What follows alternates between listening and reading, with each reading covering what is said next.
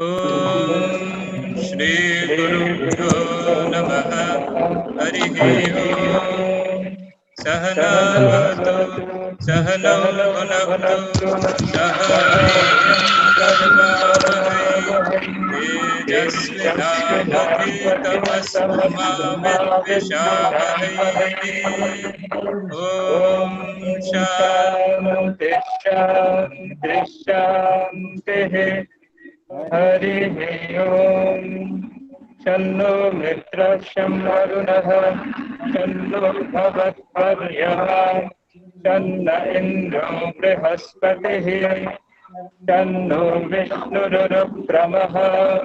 नमो ब्रह्मणे नमस्ते वायो त्वमेव प्रत्यक्षं ब्रह्मासि त्वामेव प्रत्यक्षं ब्रह्म वदिष्यामि ऋतं वदिष्यामि सत्यं वदिष्यामि अन्मानमवतु तद्वक्तारमवतु अवतु माम् अवतु वक्तारम्। ॐ शान्ति शान्ति शान्तिः। हरिः ओम्। भद्रं कर्णेभिः शृणुयामदेवाः भद्रं पश्येमाक्षभिर्यजत्राः स्थिरैरङ्गैस्तुष्टुवांसस्तनूभिः यशेमदेवहितैर्यदायुः स्वस्ति न इन्द्रो वृद्धश्रवाः स्वस्ति नः पूषा विश्ववेदाः स्वस्ति नस्तार्क्ष्यम् अरिष्टनेमिः स्वस्ति नो बृहस्पतिर्दधातु। ॐ शान्ति शान्ति शान्तिः। हरिः ओम्।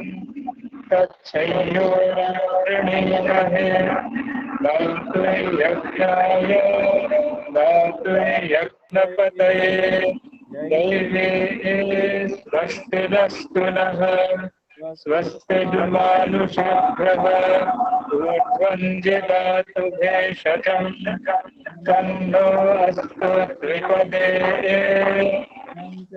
चतुष्पदे। ॐ शान्ति शान्ति शान्तिः। हरिः ओम्।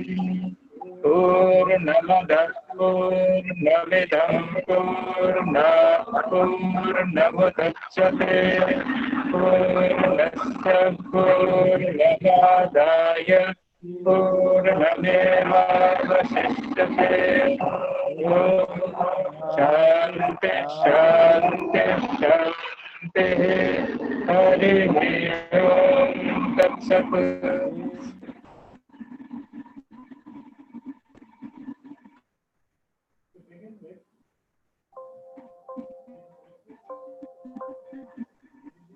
To begin with,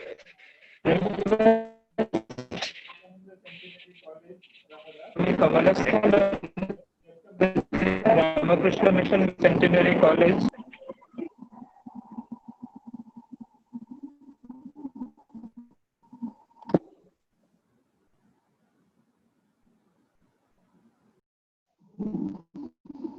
Now I would request our revered Principal Maharaj, Swami Kamalashanandaji Maharaj, Principal, Ramakrishna Mission Vivekananda Centenary College, Lahore, to bring away the welcome address.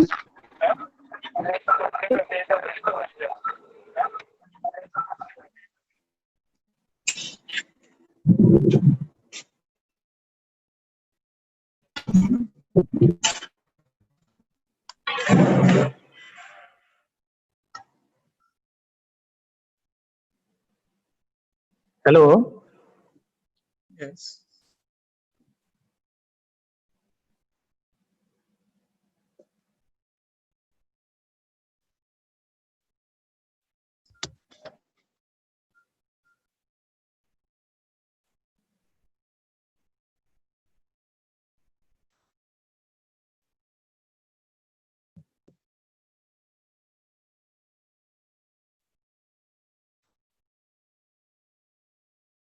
এই এই দাও, আমি শুনতে পাচ্ছ? হ্যাঁ।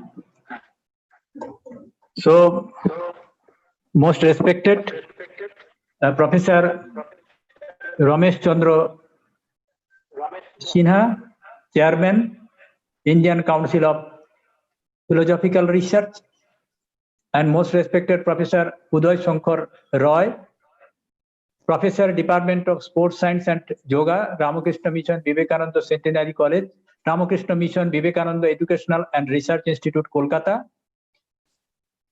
most distinguished teachers, faculty members, researchers, and my dear students. Today, we are going to inaugurate the 2 days international webinar for commemorating the International Yoga Day 2020. It is sponsored by Indian Council of Philosophical Research, New Delhi. We are happy to have Professor Ramesh Chandra Sinha amidst us, who has kindly agreed to inaugurate the webinar and deliver his valuable talk. We also have with us Professor Uday Shankar Roy, Professor, Department of Sports Science and Yoga, Ramakrishna Mission Vivekananda Educational and Research Institute, Belur Mount. Both are very great persons. On behalf of our college, I express our heartiest regard, gratitude to them for joining this 2 days international webinar. So due to the so many this mechanical program and also this electronic problem, we could not start their due time.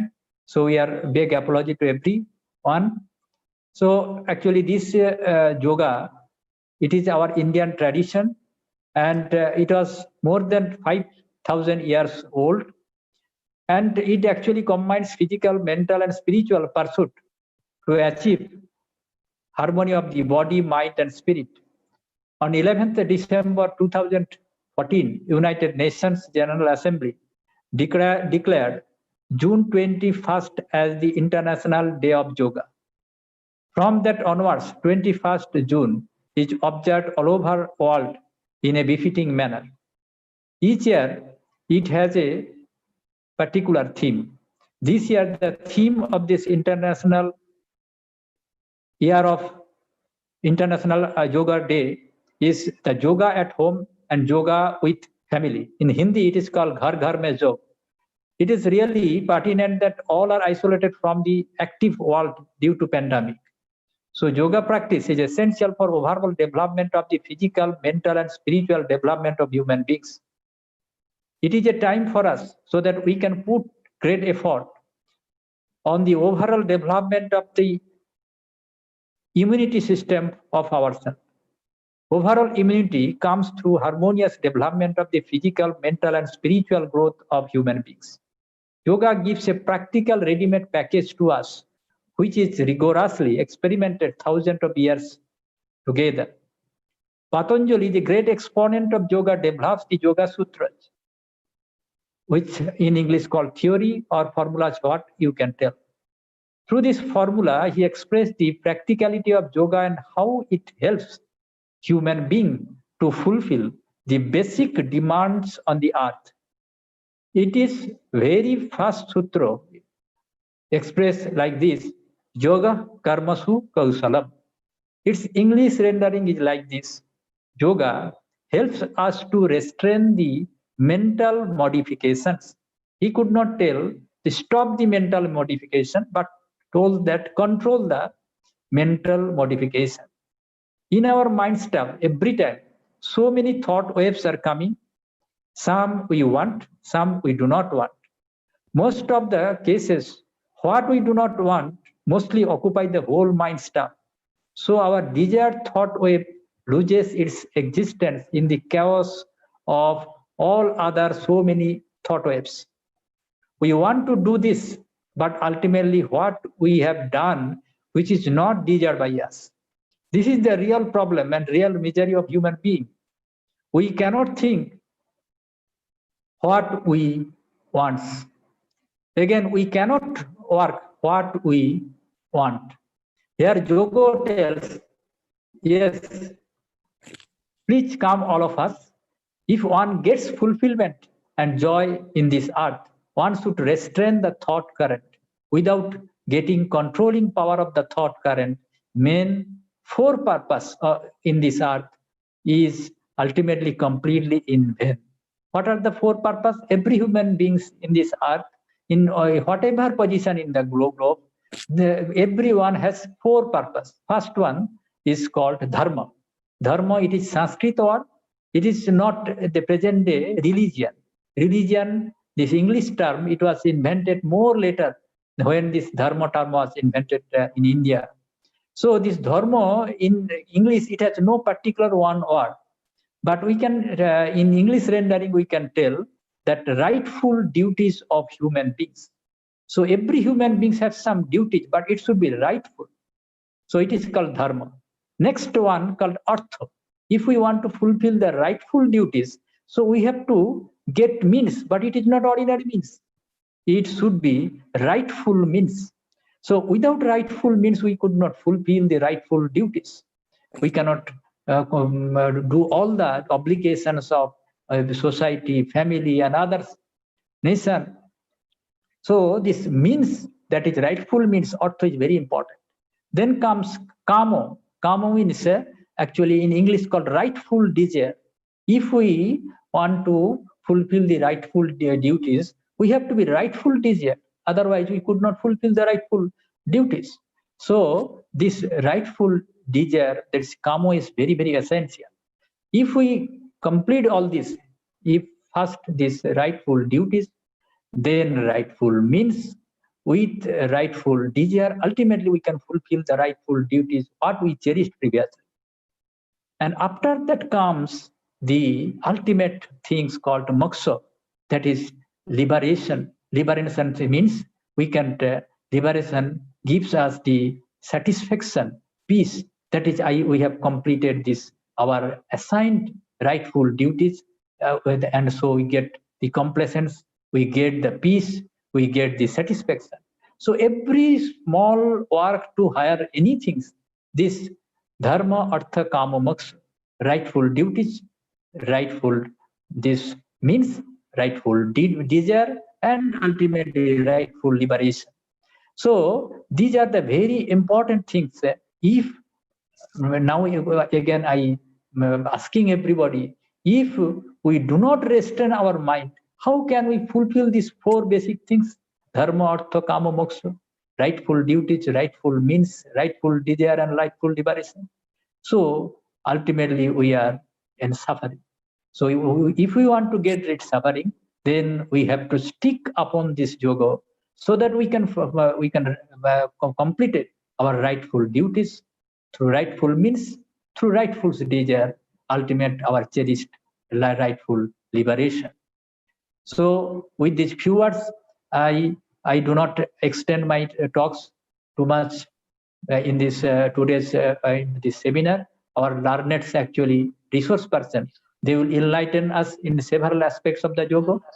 With these few words, I extend once again my heartiest regard on behalf of this college, on behalf of all faculty and students. All are in the home, and so many places they are observing. So once again, on behalf of all, I extend my heartiest regard to Professor Ramesh Chandra Sinha ji, Professor Uday Shankar Roy ji, on behalf of this college, and welcome all participants in this webinar. Thank you, all of you.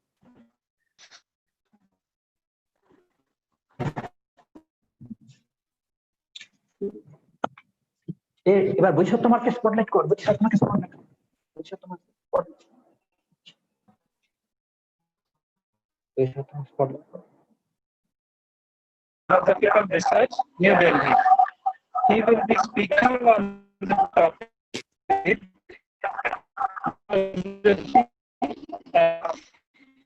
despite Professor in a brief introduction about Sir Ramesh Chandra.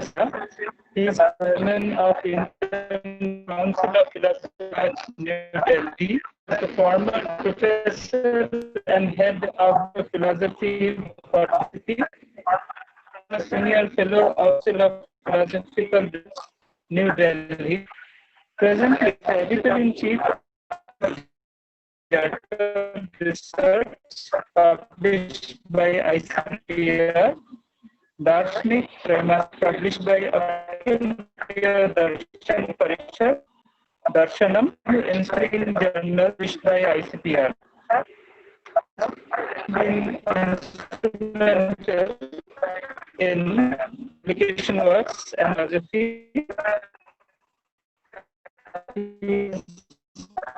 Published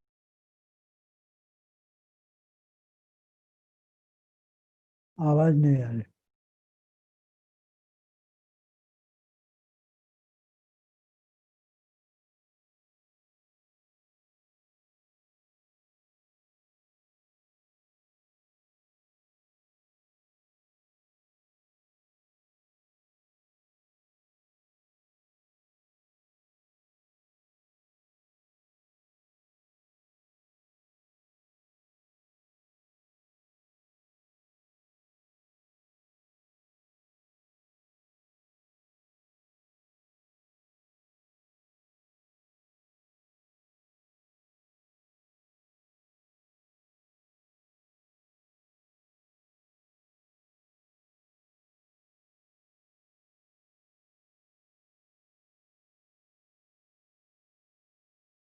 universal acceptance.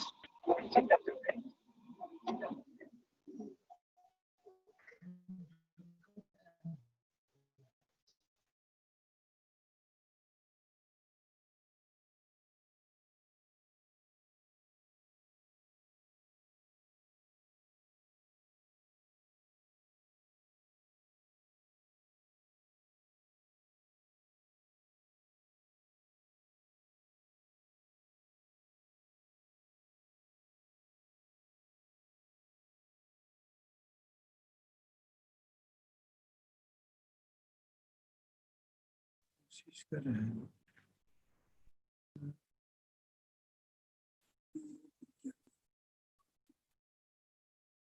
हाँ, यही कि कोई आदमी को out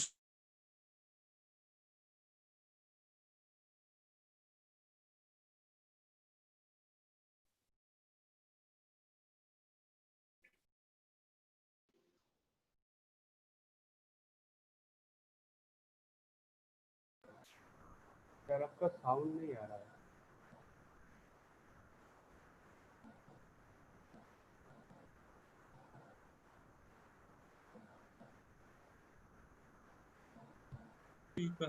সপ্তশিখা বোঝা তো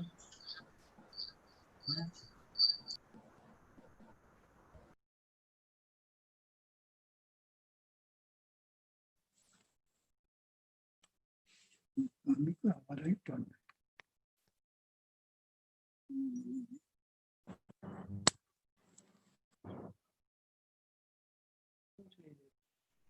hello hello hello Swami ji. हमारा sound आ रहा है हमारा। हाँ Swami ji, am I audible? Yes sir, audible. So should I begin? Yes, sir. Yes, sir. You can start. Yes, sir. Okay. मेरा प्रणाम स्वीकार करें स्वामी जी। नमस्ते। My- नमस्ते। नमस्ते सर। नमस्ते, मेरा प्रणाम सभी को, जितने भी प्रतिभागीगण हैं, जो भी प्राचार्य महोदय को, professor NC Panda, Uday Shankar Rai, doctor Uday Shankar Rai, doctor Jagannath Patil, and reverend Swami ji, Swami Kamalasanand ji, the pracharya, the principal, and other reverend Swamiji. First of all, I must spell out my deep association with Ramakrishna Mission Ashram. I do live at present I am locked down in Patna. And earlier also, I was living in Patna. So uh, since I joined Patna University, I am associated. I joined in Patna University in 1970. And perchance, I was living very, very close to Ramakrishna Ashram situated in Patna in Nala Road. So I had a great proximity. And every evening, I used to go, and still, whenever I whenever I get time, I do visit in the evening the ashram, the mission. I've got long association with the ashram and the Swamiji, Swami Sukhanandji, and the Swami Secretary Maharaj of Muzaffarpur, Swami Mithleshji, Bhavatmanandji. So I know in Delhi also, I heartily welcome anybody coming from Ramakrishna Ashram, and I do long to visit the Ramakrishna Ashram of Delhi, and hope next time I will be visiting. With these words, I come to the theme, because there was some technical problem which I can understand. So now I hope this problem might have been resolved. And am I audible, Swamiji? Am I audible? Yes, sir, audible, sir. Oh, okay. I should continue then. Yes,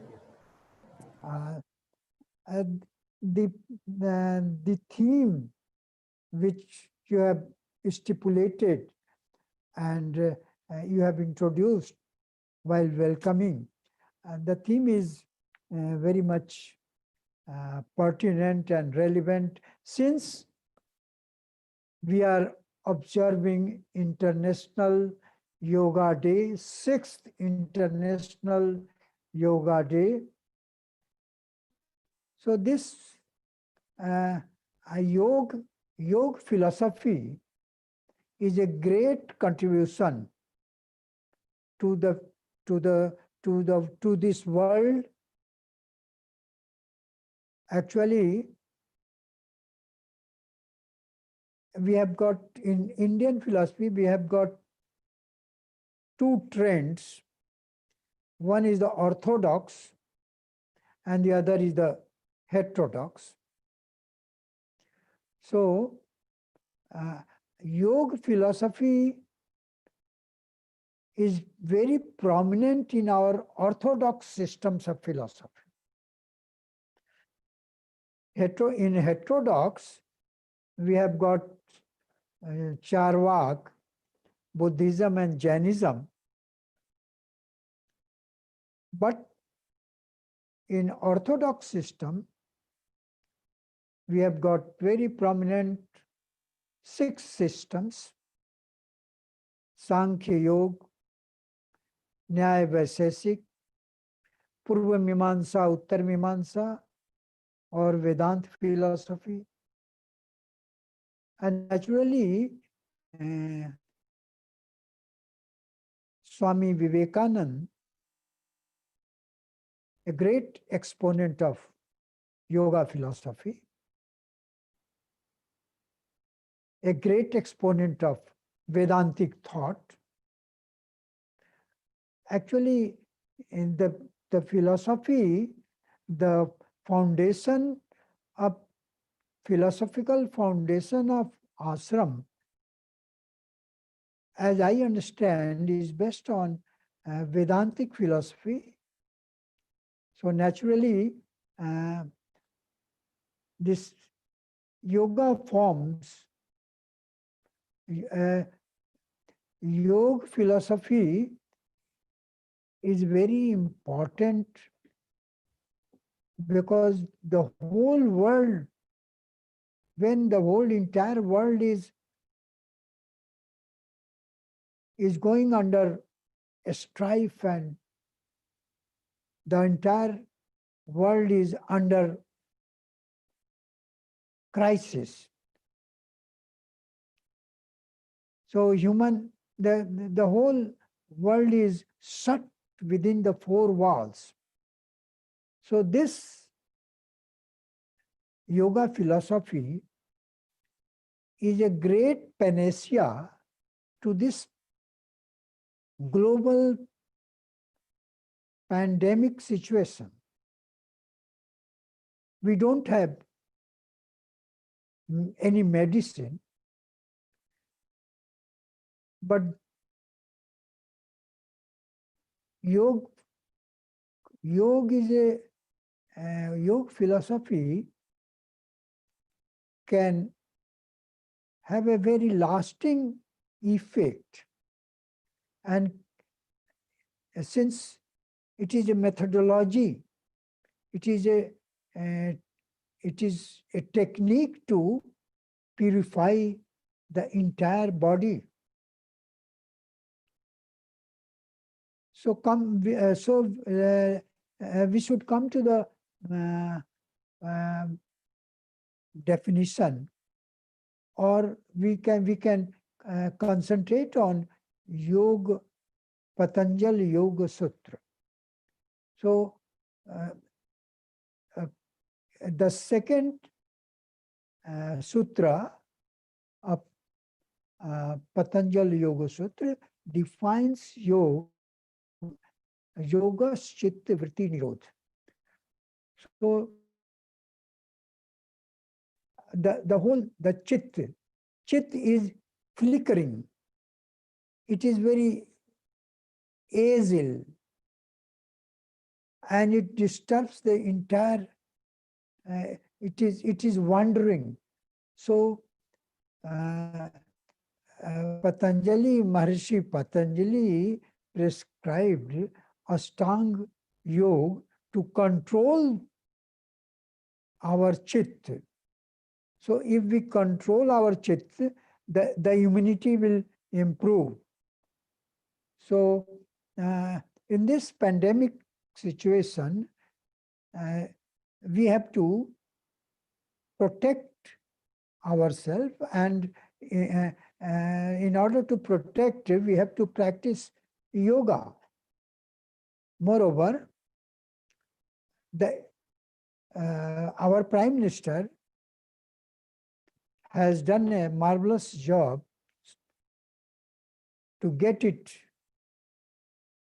recognized in the entire world. It has become philosophy, yoga philosophy has become universal. That is the theme you have given.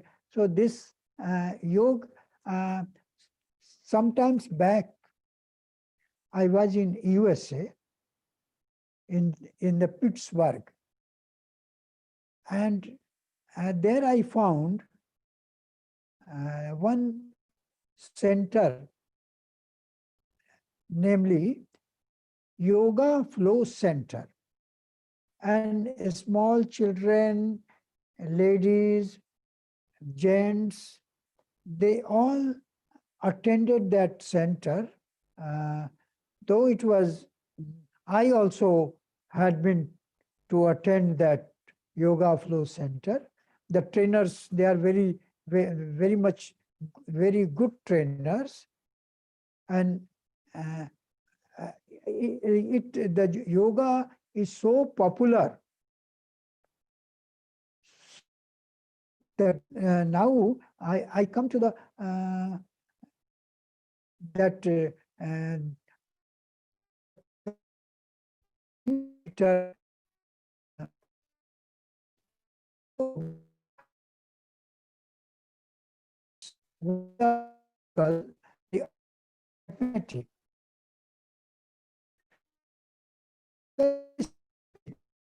meaning of yoga is to unite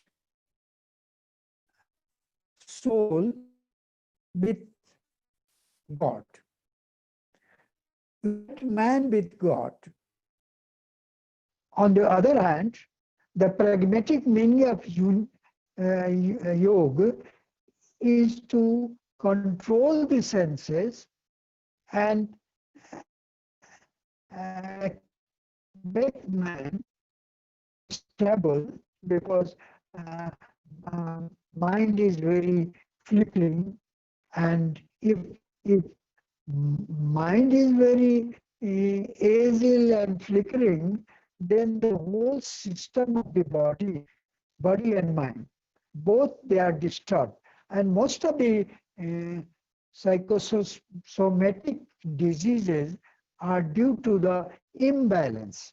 So, in order to uh, establish a balance, we need yoga, and naturally, this psychosomatic diseases can be very much controlled through yoga methodology. I call it a methodology. Methodology uh, uh, to attain the godhood, and methodology to purify the body and the entire system. So that's why uh, I understand yoga in two ways. The one is the metaphysical, the other is the pragmatic. So this way, if we see the present scenario, the whole world is disturbed, not only due to the coronavirus, but there are certain other causes. For example, uh, the whole psyche has been disturbed. The entire, we see the border disputes all over India, and we find a racial confrontation and riots in America, the most developed country like America. It faces racial a kind of riot.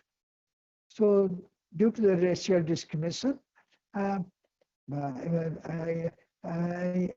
the King Martin Luther dreamt that white and the black can live together.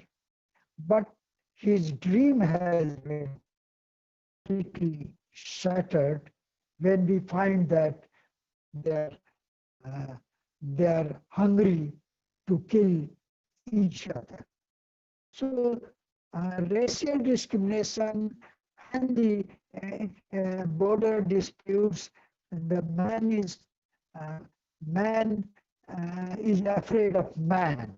So in this situation, the mental stability and the physical stability, this in order to just create peace, peace within and peace without. Only external peace cannot do. So we need internal peace too.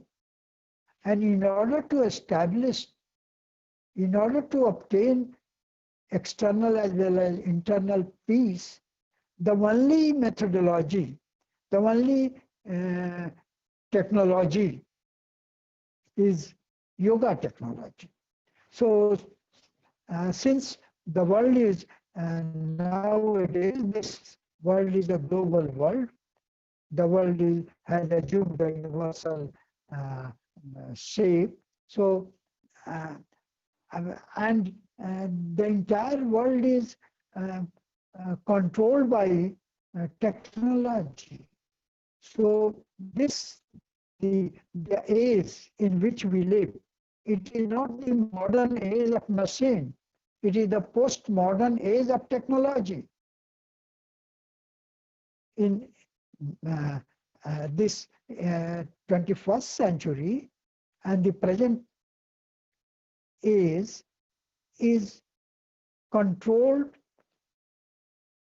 guided by technology.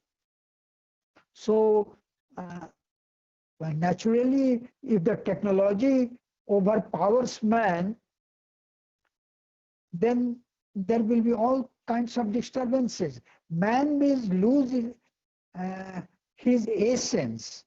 Man will lose his manness.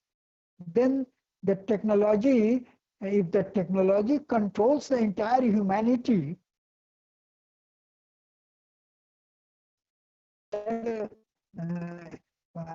we can imagine the fate of a man when he becomes cog within the wheel. So naturally, Indian thinkers, because Indian philosophy is mainly established, or Rishi and Rishis, they have propounded Indian philosophy. It is not the classroom teachers or the professors. So Ved, Upanishad, or any orthodox or heterodox systems of Indian philosophy, even the most, the materialistic philosophy, Chava philosophy, that has also been propounded by a Rishi, Acharya Brahaspati. So India has been the land of rishis.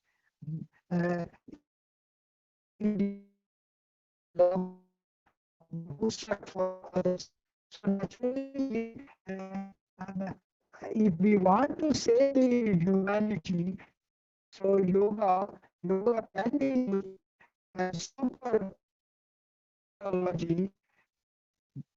But after all, technology aims to man is the center. So technology attempts to help man and create such comfortable situation for human existence. But if it overpowers human existence, then it is not very much appreciated. So if the technology creates value, it enriches human existence, then it is valuable. Otherwise, technology can be rated as disvalue. And so naturally, we want a super technology, and the yoga, the methodology of yoga, the technology of yoga can give a greater happiness, greater bliss. This is just a sort of outline. The second point to which I will like to concentrate, that this pandemic situation is not going to is not going to be over in very short span. We have to live with this. So now if it can be lessened, it cannot be eradicated, as the experts say. So naturally, we have to live in a new normal world. And naturally, being a student of philosophy, this new normal world is very much current in newspapers, and so many people, they use that we have to live in the new normal world.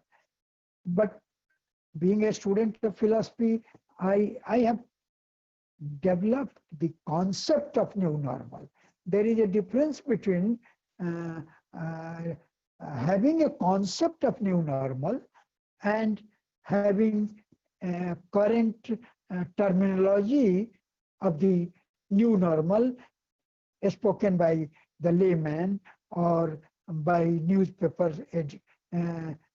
So my attempt is that what will be the new normal concept, and how we relate yoga to this new normal society, which we are going to just after this pandemic situation, we will enter into a new normal society.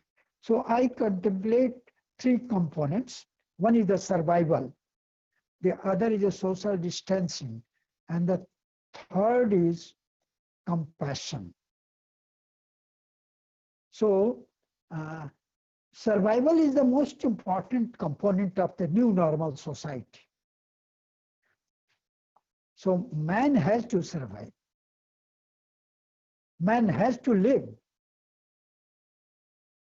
If man lives, then only he can ring the bell of the temple. He can, और हिंदी में हमने एक जगह कहा कि मंदिर जब मैं जिंदा रहूंगा, मनुष्य जिंदा रहेगा, तो मंदिरों में घंटियां बजेंगी, चर्च में इबादत होंगे और मस्जिद में अजान दिए जाएंगे. So many component of the new normal society, because coronavirus has affected our normal existence. So I should be brief. The second component is the social distancing, and the social distancing includes physical distancing, but it has got a wider and comprehensive meaning. So social distancing means we should not assemble in large number. We should restrict ourselves from going to mass party, or even in the temple in large number. So that is a widening of social distancing, and physical distancing is included within the meaning of social distancing. But the greatest component, which is concerned with the day-to-day life during this corona virus, this compassion. Compassion, though it has been used by Lord Buddha, compassion has got two components, two elements. One is empathy and the other is sympathy. Empathy is a feeling into, and sympathy is feeling towards others. So feeling towards others, I mention it because a large number of laborers coming from other states, large number of people are hungry, and if we don't have compassion, compassion does not mean that you just oblige someone, but it is our moral obligation to help the downtrodden, to come forward for the subaltern. I call it Simant. Simant is a technical term used by, especially for developing subaltern morality. I use terminology. So Simant includes laborers, but it is not not equivalent to the Karl Marx contention or terminology of proletariat. It also includes women. It also includes those persons who are economically well off but socially marginalized. So naturally, compassion towards others. Others means here those who are besides the circle, those who are below the average poverty line. So naturally, But who will serve others? Can a selfish man? Can a man who has not control over his senses? Can a man whose mind is a flickering one? Can an egoist man serve others? Not at all. So for that, it requires yoga becomes very much relevant if you are purified, if you have some elevated mind, then only you can serve others. So here I must mention a book written by Adiguru Sankaracharya, and it has been published from I got it from the Ramakrishna stall of the Ramakrishna Ashrama Patna. The book entitled is Atma Bodh. If you have got Atma Bodh, if you are an enlightened man, if you have got control over your senses and mind, then only you can serve the downtrodden people. Because serving to others is not a very easy job. And if you serve to others, just you distribute something without having feeling, without having compassion. So that type of, that is not a the compassion is needed to develop your, you have to develop yourself. You have to become spiritual. And Vivekananda very rightly says that service to others, he has highlighted that man, the person who serves others, he lives a better life, a religious life, a spiritual life. So serving to others, that has been highlighted by Vivekananda. So I was talking about yoga. So naturally, Raja Yoga is a very important one, and Raja Yoga means probing, going deep into within to control the inner senses, and mind is a very disturbing one. So you have to go beyond your intellect and beyond reasoning and have that some spiritual vision. And naturally, mind cannot fathom the depth of the reality. It requires some higher vision. And yoga can prepare a man to have that higher vision.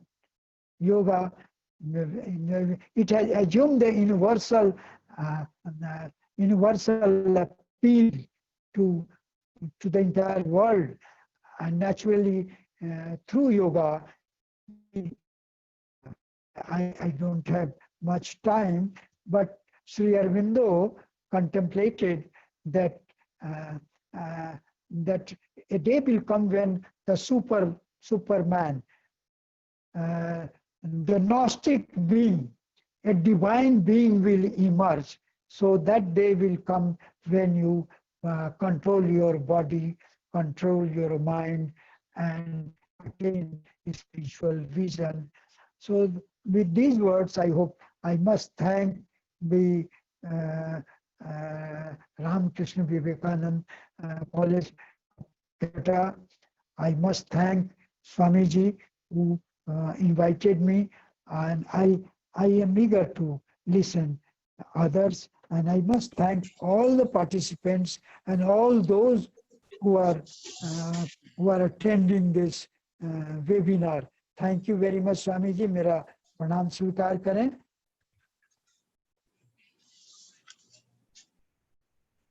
Ji. Hello.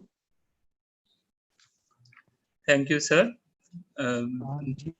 Thank you very much, Professor Ramesh Chandra Sinha, presently Chairman, Indian Council of Philosophical Research, New Delhi. We learned from him from various dimensions of yoga philosophy and its universal acceptance. Sir has told about different aspects, starting from the yoga philosophy of Patanjali to Vivekananda's philosophy of service. So we have seen that how peace within and peace without are equally valid, equally very much required, and how selflessness requires lots of training. Atma Bodha is required, as Sir has told.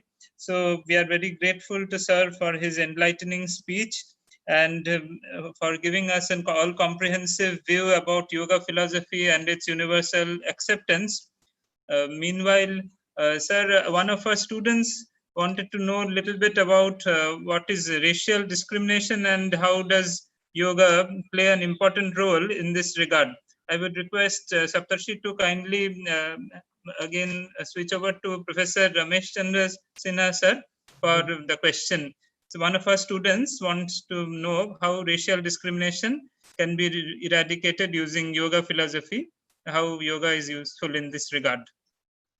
Okay, thank you very much. But I must know the name. The name of the student name, who was given. because he has raised a very, very good question, very relevant one. So Niladri anyway, Sarkar. Niladri Sarkar is the name of the student who has asked about the okay, thank you very much, Sarkar. So naturally, racial discrimination, society discriminates, and the discrimination in any shade or any shape is not acceptable to anyone who is adherent of Vedantic philosophy. Or naturally, the mission, Ramakrishna mission ashram, or the devotees of the Ramakrishna cannot accept any sort of discrimination.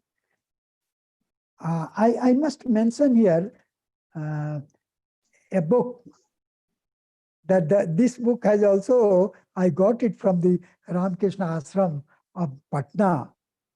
That is on, that has been written by Swami, I do not remember the name, but that is on Manisha Panchakam. Yes, Manisha Swami Panchakam originally Ranganathānanda Tamas, Swami Ranganathan. Yes. That Manisha Panchakam, so that is Shankaracharya's. of Shankaracharya, and Swamiji has dealt on the problem of untouchability.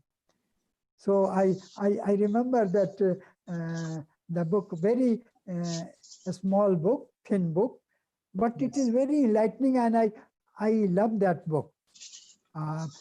Actually, this racial discrimination and this caste discrimination or any kind of discrimination is not very much acceptable by Vedantic adherents of Vedanta, or the incident I can narrate in brief, that Shankaracharya, after taking bath in Ganges of Varanasi, so he started from Dasaswamet Ghat to have to offer worship Lord Shiva. So in the way, he found that sweeper is sweeping the road. So I think that Shankaracharya was a realized soul. He might not have said that bhago bhago. His disciples might have said. But the Chandal raised a question to whom you are saying that get away, whether this body or whether this soul. If the soul is one, so why there should be uh, uh, any sort of discrimination? And actually Shankaracharya realized that. So this is in brief, I say, keeping in mind the Shankaracharya's Advaita Vedantic philosophy and the book written by Swami Ranganathananji. Racial discrimination is also a kind of discrimination, but a different kind. Though it is a discrimination on the basis of the burn, and that discrimination is on the basis of the color. So the implication, the understanding, the discrimination is there, which we cannot appreciate from the point of Vedanta. So that's why I said that this world, in this world, the richest, the affluent country like America is torn, is afflicted by this discrimination, racial discrimination, and the yoga, how the yoga can be relevant.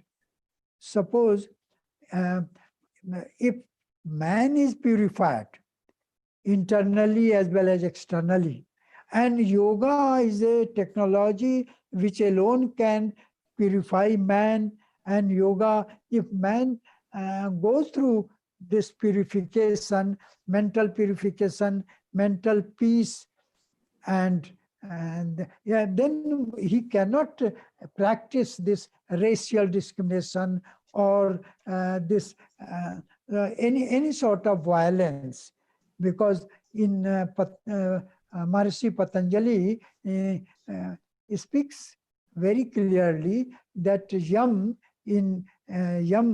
has got 5 components: satya, ahimsa, brahmacharya, aparigraha, asteya. So non-violence is one of the component.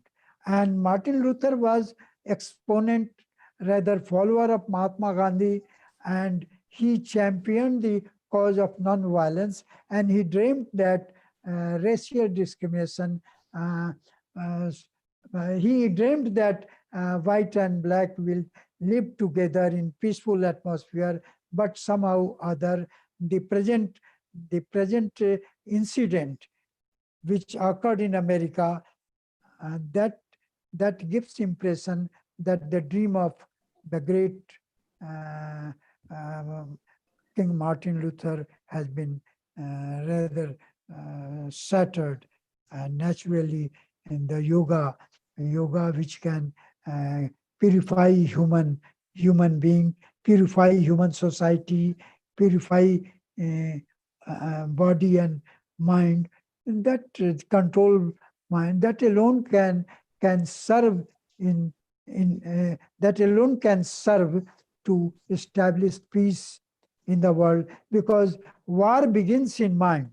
So discrimination also begins in mind. So if the mind is elevated and you are a spiritual being, then you will not practice discrimination. So thank you very much.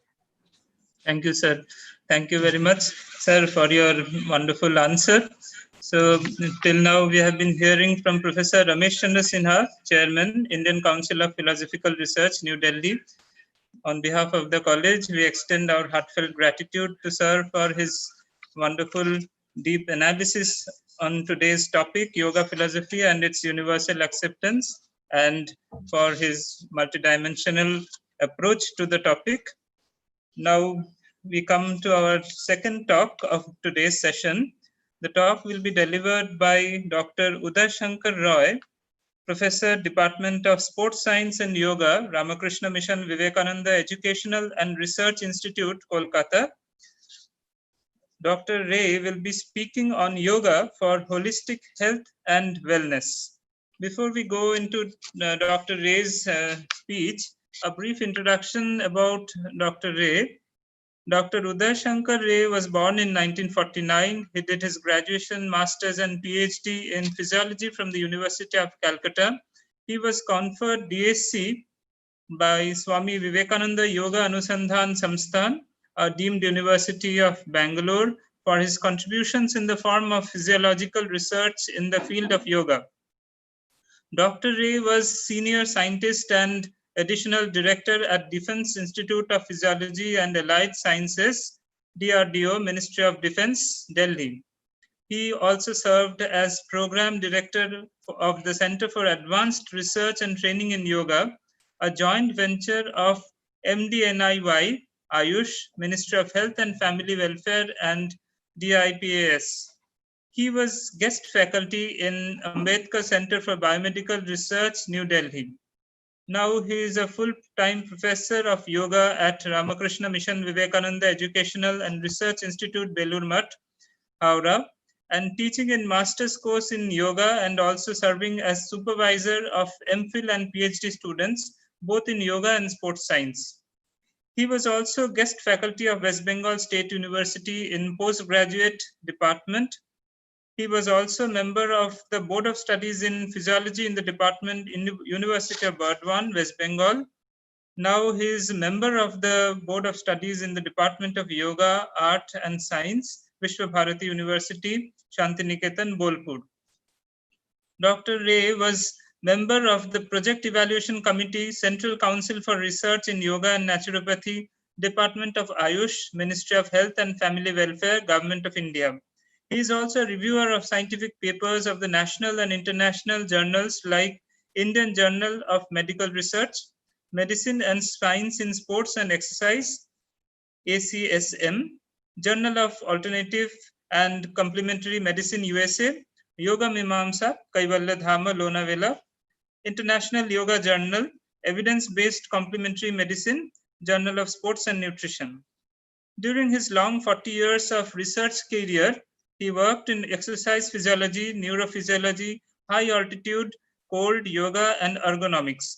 He participated extensively in field trials at high altitude, the Arctic at North Pole, and also occupationally hazardous conditions. He had hands-on experience in exercise physiology at Harbor UCLA Medical Center, USA on exercise testing and interpretation. A very rare combination of experience in different fields enriched his research related to yoga and its applications, particularly in performance improvement by yoga in environmentally stressful conditions. It also helped in the formulation of yoga packages for the Army at high altitude, for Navy and Air Force. Some of them were well accepted by users. He was the principal investigator of a number of projects of Ministry of Defense and CCRYN New Delhi. He was invited speaker in many national and international conferences and symposium. Dr. Ray has more than 90 research publications, which includes papers in national and international peer-reviewed journals, chapters and articles in books, reports, etc. In recent years, he and his team published 15 papers in reputed international journals. In recognition to his contributions, he got several awards like S.R. Moitra Oration Award by the Physiological Society of India, Scientist of the Year Award, National Technology Day, and National Science Day Award by DRDO, Ministry of Defense, Government of India.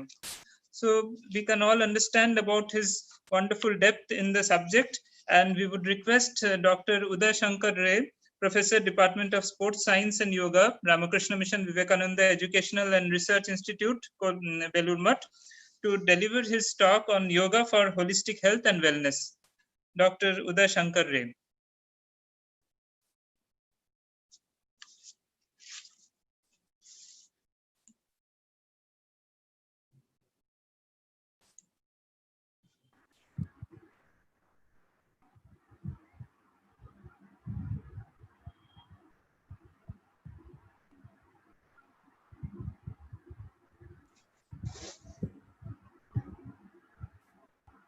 Sir, kindly you can start your talk, sir. I started sharing.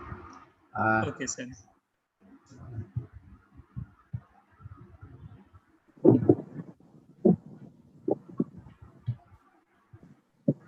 Hello. Okay, Yes, sir. okay, sir. Okay, sir. Okay. Okay, I have to come to. presentation. Yes, sir. Yeah. Okay.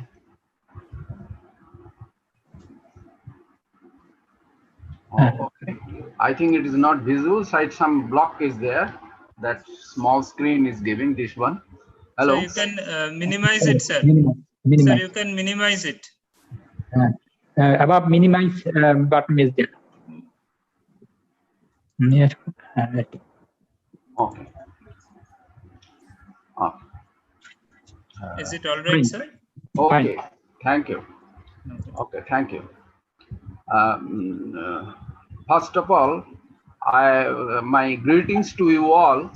Though it has yesterday, it has happened on this auspicious national pride. It is auspicious occasion of the International Yoga Day. This is really, we are proud of it, and already Professor Ramesh Chandra has told the same thing, and I'll be telling my duty if I don't express my gratitude. Principal of the college, Swami Kamalasthanandaji, and other revered Swamis and faculties and students for who are participating, who are listening to this talk, and Professor Ramesh Chandra. I have chosen this topic, yoga, wellness, and holistic health, because of the reason that it is, after all, whatever we do, whatever in life we do, we work for wellness only. And if we are well, everything will be well. And that is the thing. And yoga has another component that is holistic one. And very upper side, you'll be seeing the this thing, International Yoga Day. One side it is there. Now it has come to lie in this age, and already Samiji has given that Ramakrishna Mission's this insignia. It gives the all yogas, the 4 yogas. It is represented by that one. So next one. I'll be giving little background of already Professor Ramesh Chandra has given so much very gist, the yoga about his philosophy and all these applications post COVID periods, 21st century. So I won't go detail on all these things. I'll just touch upon this thing. The revolution of yoga, yoga has evolved in Indian subcontinent, and it is just for 2,500 years BC. This Tantra, this came the Vedas, then Upanishads, late Vedic period, it took definable shape.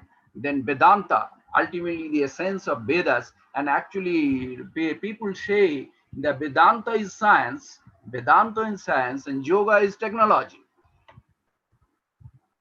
And these are the types of yoga, the Jnana Yoga, what Swamiji actually coined the term Raja Yoga. But this one, this main theme, on these 4 yogas, everything runs. This Jnana Yoga, Bhakti Yoga, Raja Yoga, and Karma Yoga. Swamiji beautiful tales on that particular, combining these 4 yogas. The every soul is famous quote. Every soul is potentially divine. The goal is to manifest this divinity within by controlling nature, external or internal. Do this by work, is karma yoga, worship, bhakti yoga, and psychic control, that is Raja Yoga, or by philosophy, that is by Gyan Yoga. By one or more or all of these, and be free. So one can, any combination it can be given, only one or all of them, or partially. In different degrees, one can practice according to his choice, and what the yogis tell Radhara.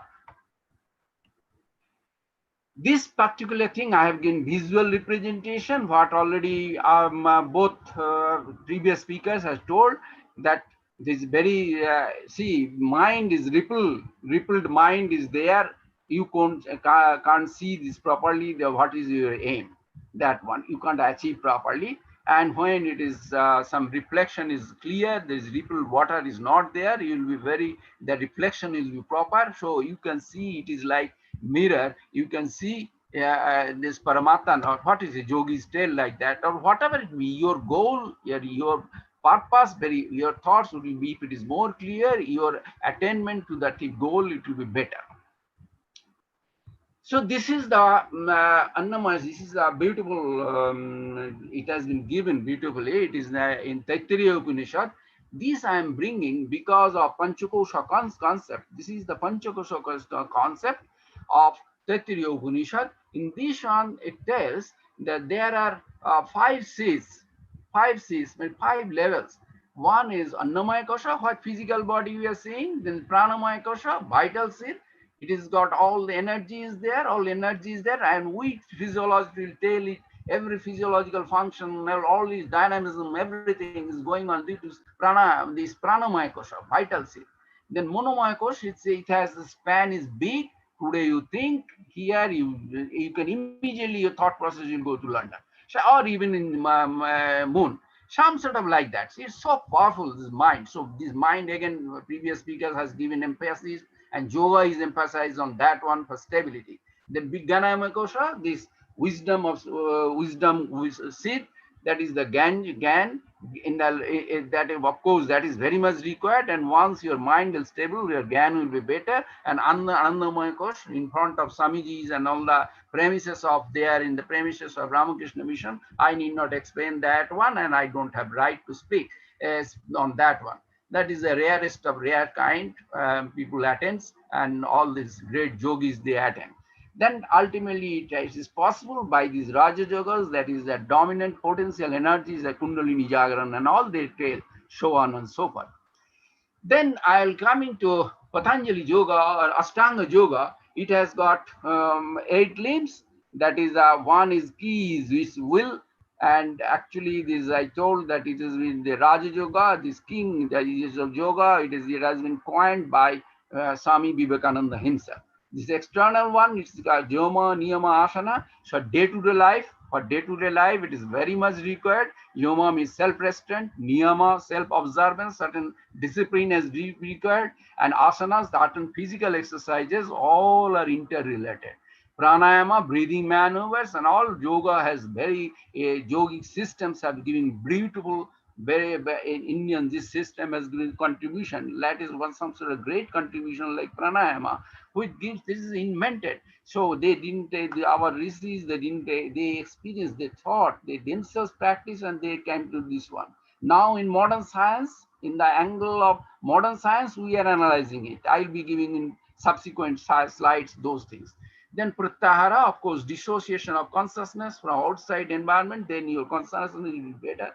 Then internally dharana, there's concentration, then ultimately it goes meditation and samadhi. So these are all they all are interrelated with one another. One step you go, then further step it will be helpful for one for to attain next step. Then now come to day-to-day life for common people. We the common people. What is wellness? Actually, World Health Organization given a beautiful quote, this thing, it has defined it, a state of complete physical, mental, social well-being, and not merely the absence. I am not giving here spiritual. One can add in that one, but it is, I have given, this is in different context, it is being told ordinary people, but whenever it is spiritual, definitely it is there, and not mere the absence of disease or infirmity.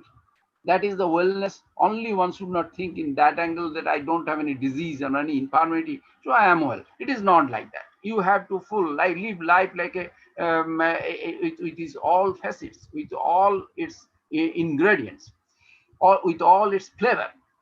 A conscious, then another word, this thing there, it has been quoted that a conscious, self-directed and evolving process of achieving full potential, the National Wellness Institute has given that one.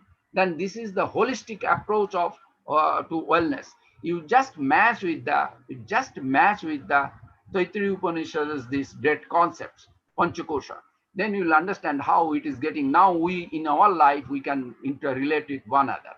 This is the one is of course this is the physical, this is the physical one, this is the emotional one, this is the spiritual, it is there, then intellectual, then all these yogas it is coming, then social and occupational, because we have to even if you in different society where you are there, the norms will be different. According to you have to adjust, and you have to do, your goal you have to attain.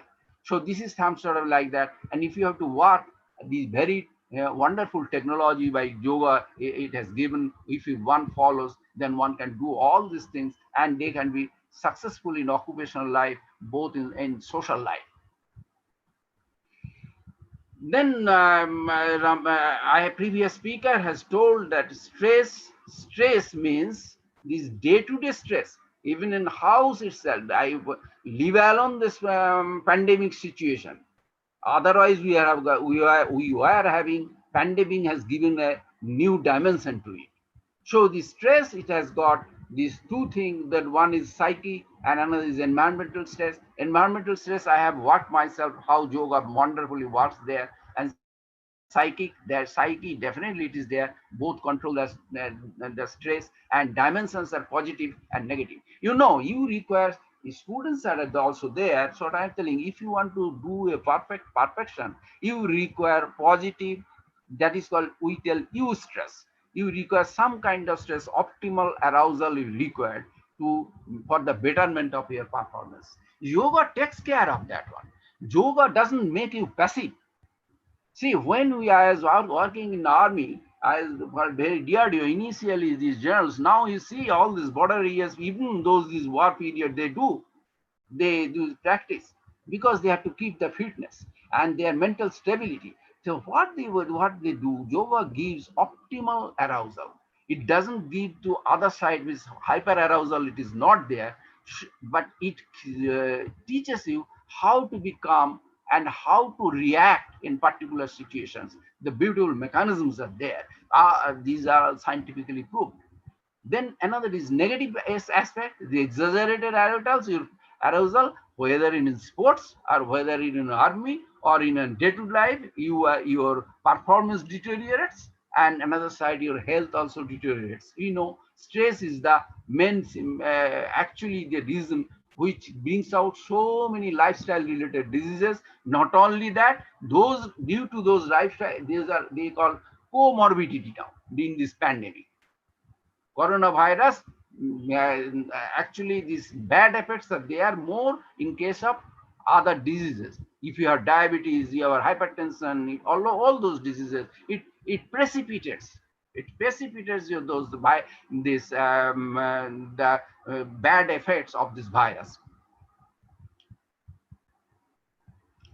Then stresses, this genetic perception, how we perceive the stress.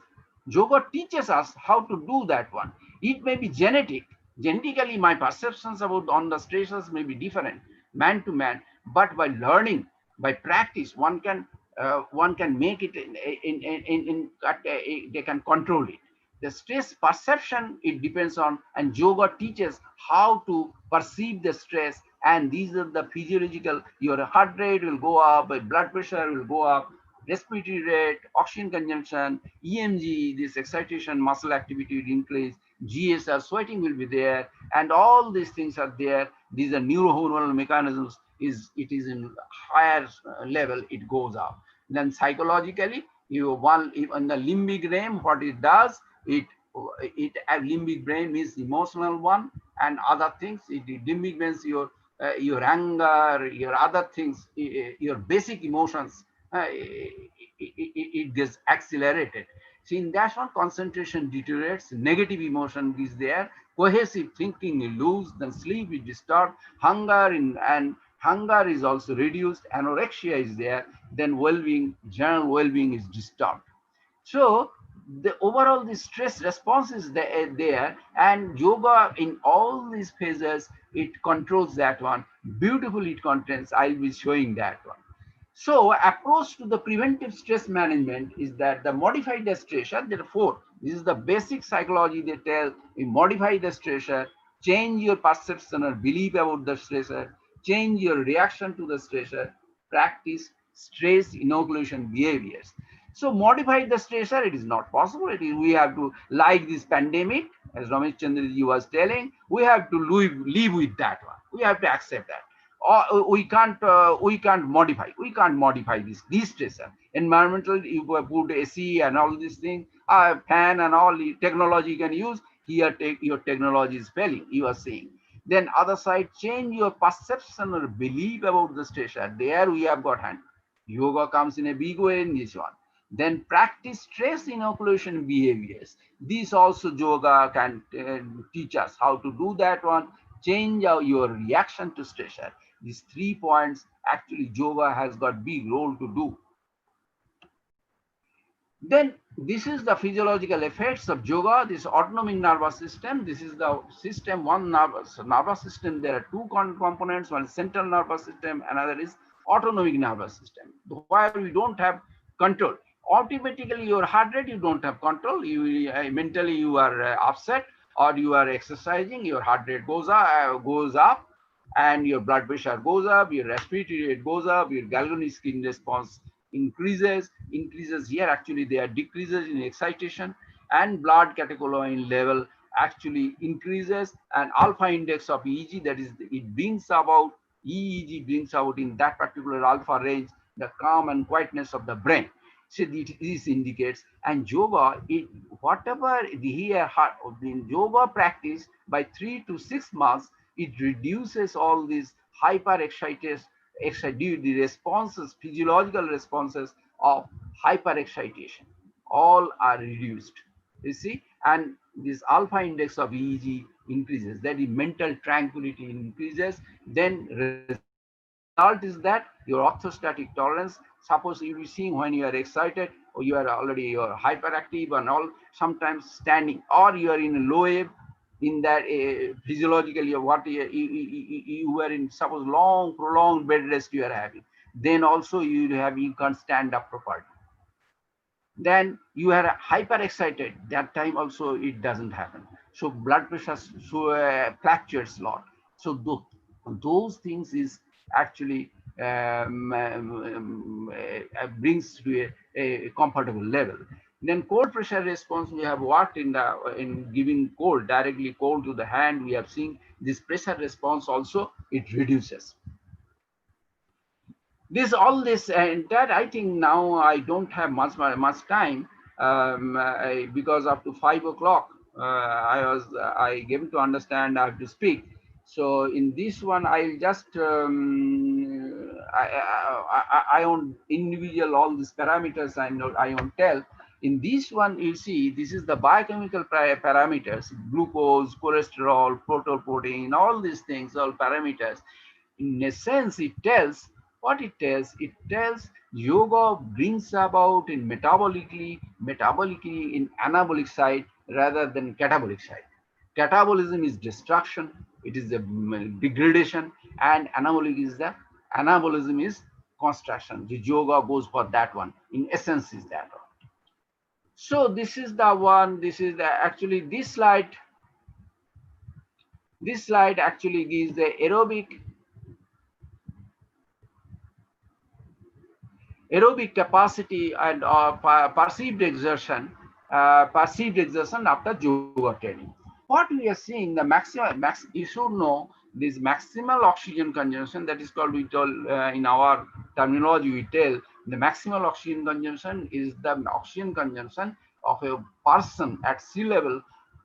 Whatever it is, he can take oxygen, his total capacity.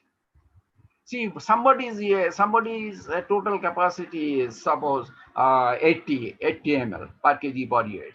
Then if he is working in the mechanical work where oxygen consumption is required 40 ml, that means he is in for 50% of his maximal oxygen consumption. So he will be having, whereas somebody having 70 ml, in that case, he will be having better 70 ml he is consuming, then also he is in a better position. But The fellow who is having 90 ml, in that case, first fellow, rather than the latter fellow, first fellow is in a better position to do any work. It is in this situation we see that after 6 months yoga training, yoga physical performance that of maximal ability to consume oxygen increases by yogic practices. And this particular thing is lot of challenges came when I was working, and now a scientific world has slowly started accepting it. And you know why it is happening, because we are having great contribution like pranayama and all, and what actually respiratory apparatus, actually no other system of exercise this kind of thing is there. The yoga they are having actually respiratory system and is oxygen transport system, it improves, and due to that it happens, and it is there. So combination of different type of yoga and this regular other exercises, one is in a better position to do mix increase VO2 max. So not only that, it rate of perceived exertion, perception or exertion is reduces. I need not explain that it is useful right from the porters to the householder. It is useful right from the people who are working in the desktop people, those who are the white collar people, to the blue collar people. For every body it is required.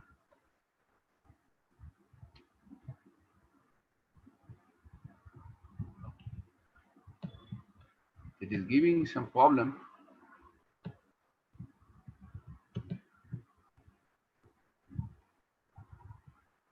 So this is the EMG voltage, electromyography. There also we have seen yoga gives endurance, yoga gives tolerance. Physiologically, physical toy endurance it increases. See, pulling a spring, we have scientifically have seen that in that one we have seen that pulling, the endurance of pulling a spring, particular mechanical force, it is tension, if it is there, it is build up, one has ability is significantly improves. Whereas his recruitment of muscle fibers also all may be same as I this before training and after training this. This is the PT group, those who have been other exercises, and this is the yoga group. Then muscle strength increases. Yoga is basically asanas are isometric type of exercises. So muscle strength increases. It looks so innocent, but it does happen. Yoga improves the stress tolerance. We see when not there are in high altitude, both mental and physical tolerance is required, and this one has to be really rugged. So in this one, what is two groups were there. This is a very famous journal, this Lancet and European Respiratory Journal. These publications are there. What they are seeing, the yoga practitioners and Everest who were summiters without supplemental oxygen, they are having almost similar type of parameter level, the respiratory parameter level, and the chemoreceptor sensitivity. Chemoreceptor is the receptor which drives for greater respiration and other related things. So in this one, both are having similar type of sensitivity. It reduces, it balances both the way, so that one need not do hyperventilation at peak, so that his energy is dissipated very quickly. So this is the beautiful mechanism it is there. So this high altitude natives and these both coming here, not later on they worked on the high altitude natives also. That is they are also in their case same thing is happens. So yoga improves that endurance, not only in endurance, high altitudes, physical stress. This is a cold tolerance also it improves. 10 degree we had put it, subjects, the people in 10 degrees Celsius, 2 hours they are inside that one. We have seen their better the PT group as compared to PT group. Those who do yoga exercises, they are having better oral temperature. Oral temperature fall was less. Their core temperature they could maintain in a better way. So this also shows great finding that cold tolerance it improves. So this is the thermographic picture on core. I just in pranayama when somebody is doing. You see this one is the orange one. or this color, it is the lower temperature. But next time you see when pranayama is doing, this increases. Blood process is there, and this is it increases. Legs are also, it is happening. Feet, same thing. Then this entire thing, I don't have time to speak so much.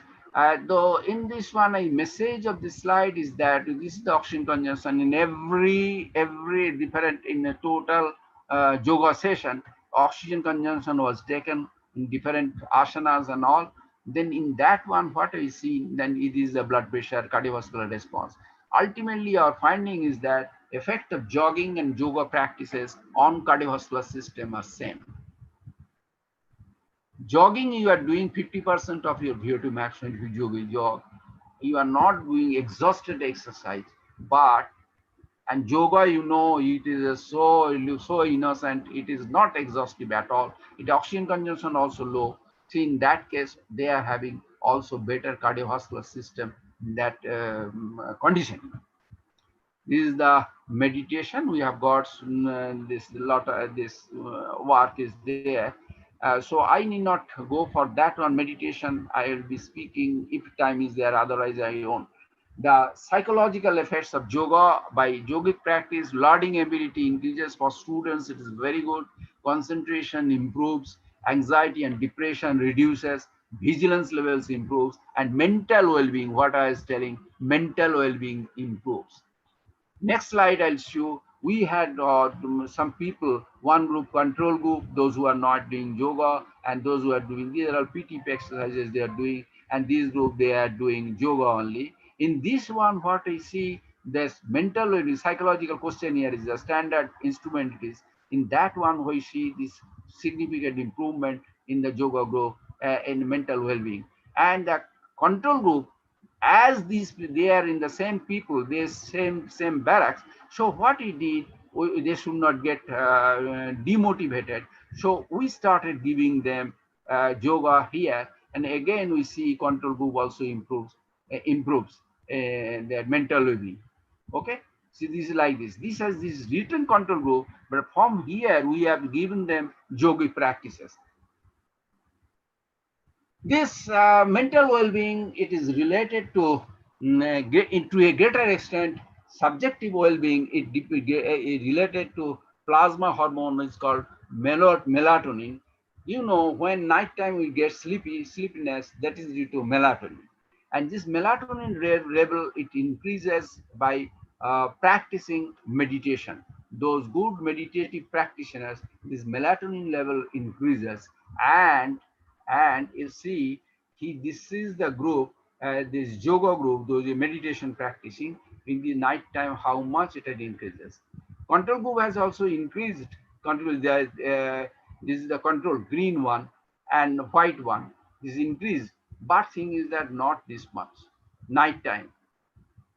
So these have this melatonin again in turn, in downstream, so many other hormones it triggers, and other neurotransmitters also it has got effects, so that it gives better mental effects.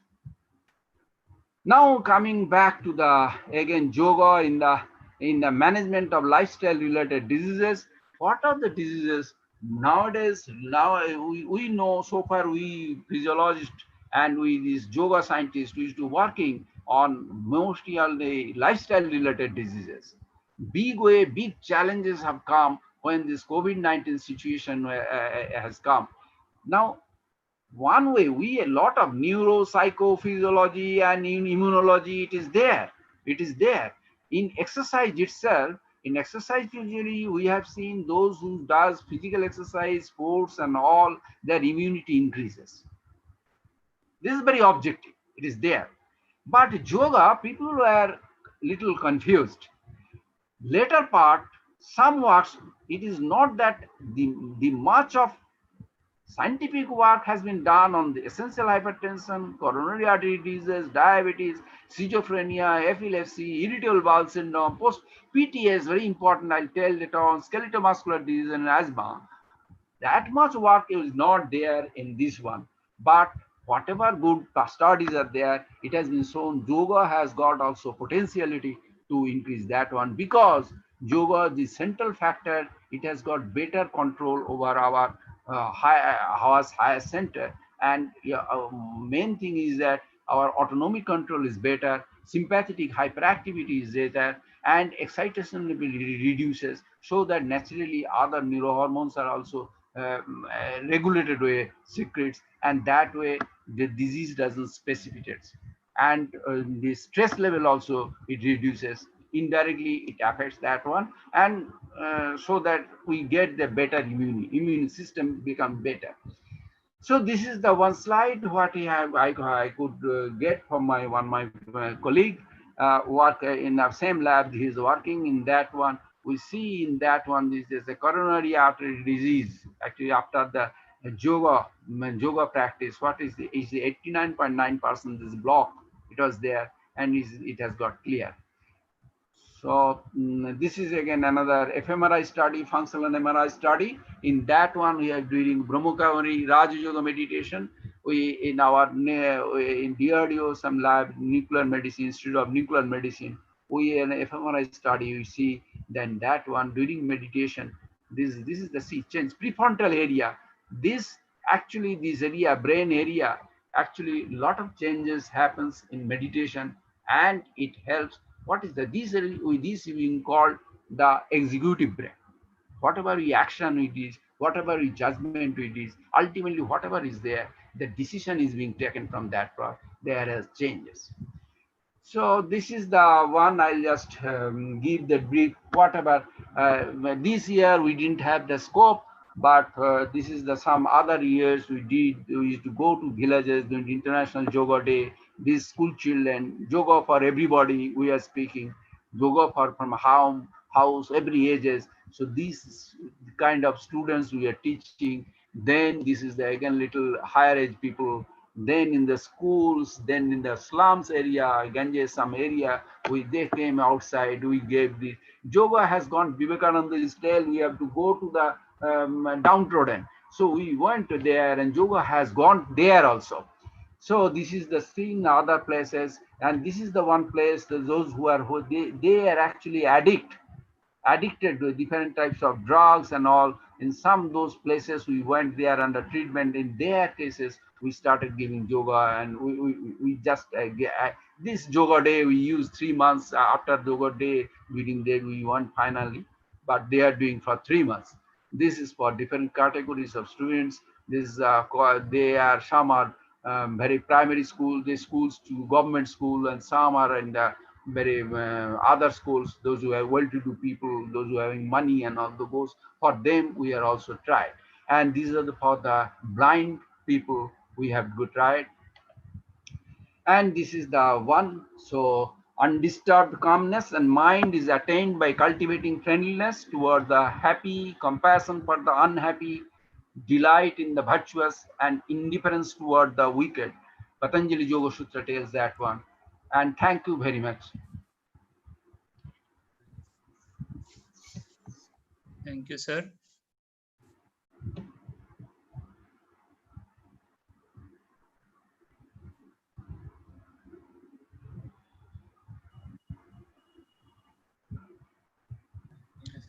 Thank you, sir, for your wonderful speech.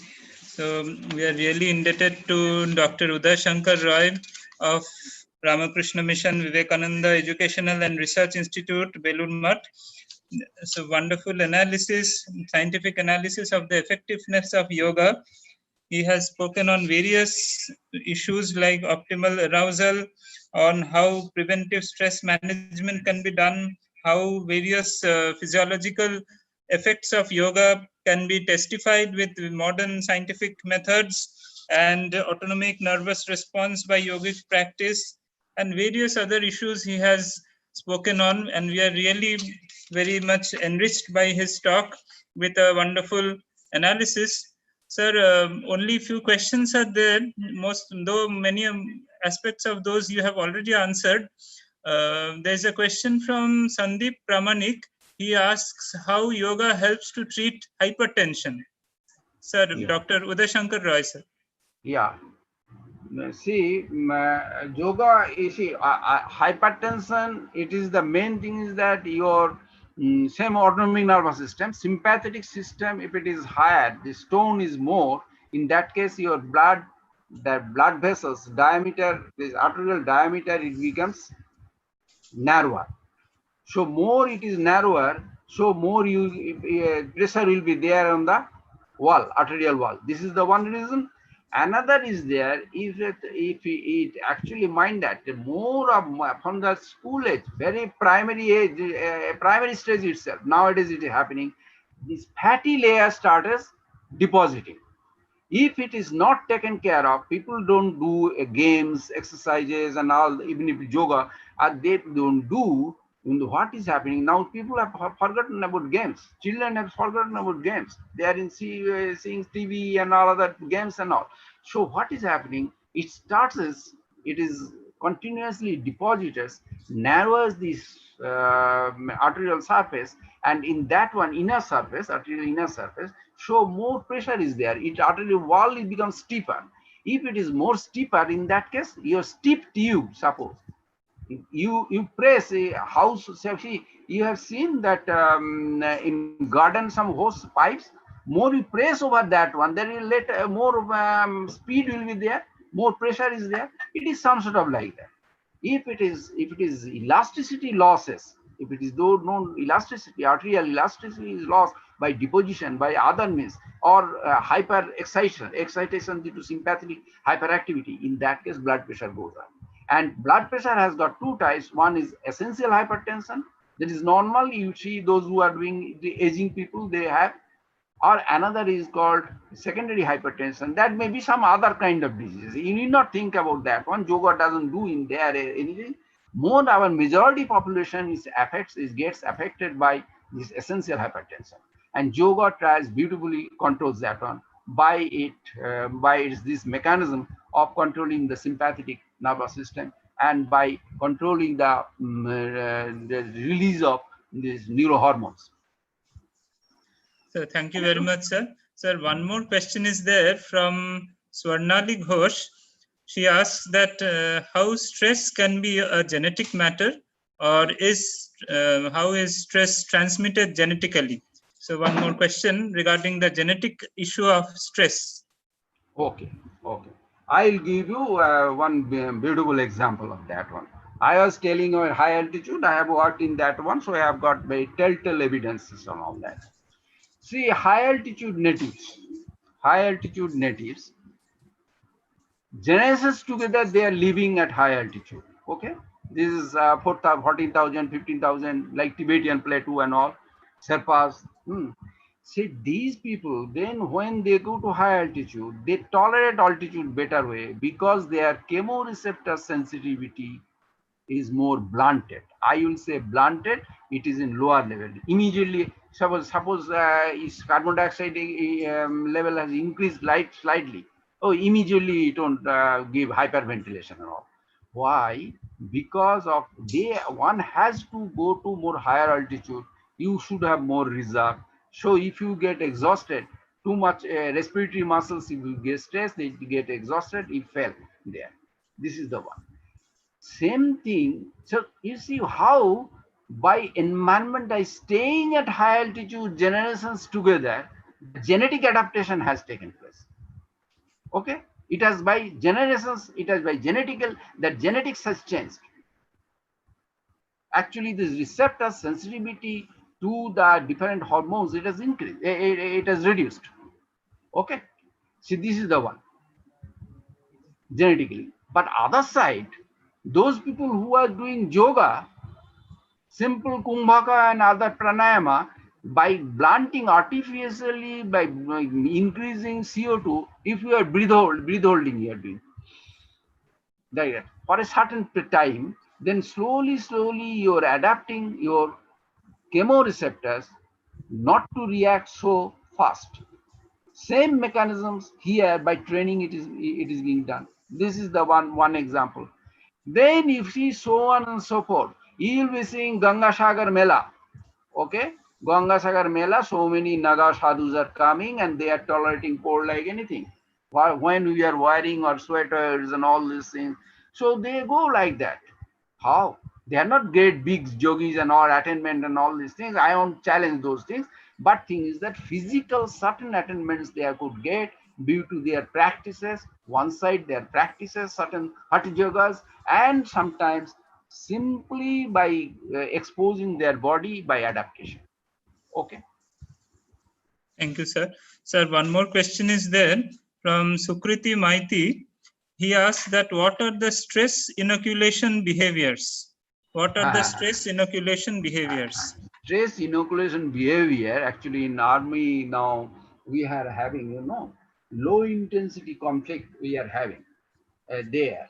Suppose this war is there, immediately excitation is there, you are fighting and all okay. But yes, together, if you are our soldiers are there, always somewhere, some corner, somebody will come and attack. This low intensity conflict, when continuously this is going on, that anxiety is there. When they'll be thinking always in the fear of losing life or limbs. In that case, that is one thing. That's why one kind of stress. Okay. See, in that situation, they has to be indoctrinated. No, you are having so many things. We are giving so much facilities. You are having under guard. We are having so many these things. So if you do we are giving yoga. See, it is easy to steal yoga there, but when somebody is losing life, we can't explain so many yogas to them, common people. But it is happening. It is happening. In army now convinced they are practicing. So this is yoga has been taken a strategy for stress inoculation. We inoculation what? We give, suppose virus it will be coming. We give somebody will get affected. We give, what is you give? Vaccine you give. That is inoculation. It is some sort of like that. You give mental vaccine. You are some sort of, I won't tell, it is brainwash, it is in a positive sense, but they should be convinced. They should be convinced that yes, stress it comes if you do such and such things. Psychologists have their other strategies also to make their build up their mental strength to increase, as their psychological counseling people do. Psychologists do psychological counseling. Those who are actually depressed people, they are also helped by that counseling. It is some sort of like that. Okay. Thank you, sir. Thank you, sir. Sir, one more question has come from Sumit Sarkar. He asks that how can I overcome migraine problem? How can I overcome migraine problem? That is his question through yoga. First of all, I'll tell you, because I am a scientist working in the field, so immediately I want to jump and tell you some advice. You go just yoga, this yoga. I won't tell like that. What I will tell, yoga has got this, is pranayama and all these things. It has got this way, but you have to do in a proper guidance. You have to do. You have to take guidance. First, with good yoga trainer, you go. He will give you. You do this, do this, do this. Then only you do. Whether you are having migraine or we are having blood pressure, how we are knowing you are having? Some doctor has told you. Did some doctor told you are having migraine? How you know that you are having migraine? You don't have high blood pressure. So this has to be determined first. Then you go for. And now in COVID situation, you can go to all doctor. So if it is required, if you get somebody, you try to check your blood pressure, and you do simple yoga. You do shavasana. I won't tell you do shavasana and simple anulom vilom pranayama. You don't do other this thing, complicated asana, complicated pranayama, gumbak, and all these things. Sometimes you do negative things also if you can't practice properly. Or you are in the mission that side, or maybe some people may be teaching you those things. And now yoga practitioners, yoga trainers are there every corner of the city. Yes, sir. So thank you, sir. Sir, one more question. How does yoga help to treat diabetic problem? So Sandeep Pramanik, he asks, how does yoga help to treat diabetic problem? How? See, Diabetes has two types. One is NIDDM, non-insulin dependent diabetes. Okay, the type 1, type 2, and another is type 1. Type 1 is due to, like blood pressure I was telling, the secondary hypertension, some other disease. Actually, there is some problem is there. They have, really in that one, the hormone is liberating it directly, or some damage is there due to the, or some particularly other places, brain somewhere, something has happened due to that. I am not telling that one, those kind of diabetes. I am telling other simple type 2 diabetes, like we suppose those who are having approaching certain ages, middle age and all, you receiving slowly sugar, those, and it happens most of the cases, those inactive people. Little aged people by genetically they develop, but thing is that most of the cases, though even those having diabetes genetically, they also get delayed effects if they practice certain, and I am not telling yoga only, if any regular physical exercise, regular you go for walk and all these things, it reduces. It is reduces. It's like medicine, it works. Plus, in addition to that, if you do yoga, yoga is basically, it is a relaxing. Yoga, basically, it is relaxing. Sympathetic hyperactivity reduces. Sympathetic hyperactivity or stress, it actually increases the sugar, that particular hormone, that epinephrine, actually it increases blood sugar level. Okay, so more you are excited, your sugar level will increase. So if you are relaxed and we do really morning regular exercise, you need not do very high intensity exercise, simple jog, simple walk according to age. If you do, you will be getting, and yoga if you do properly every day, then definitely you are going to get. I am not going to definite. What I tell, these are the strategies, these are the resources, these are the weapons of yoga. It has happened, and that's why yoga is a yoga we should imbibe in our lifestyle. Not only big thoughts, we have to do that also. We think we something called, oh, it is not like that. It is not like that. You get up in the early, you get up on the bed, you do certain meditation, you do some this thing, all these exercises, it has got effect. It has got effect. And from the younger stage, if you more do your, I was telling, your all this diabetes, hypertension, all these lifestyle related diseases, that's why you bracketed like that, all will be less. And if you are in genetically you are prone, then it will be much delayed. Thank you, sir. Sir, one more question has come from Shri Mitra. He asked that how does yoga help to prevent the risk of coronary artery diseases? How does yoga help to prevent the risk of coronary artery diseases? Very interesting question. See, this is the I will be telling why, this very the very idea of yoga therapy. People is not to believe what yoga will do.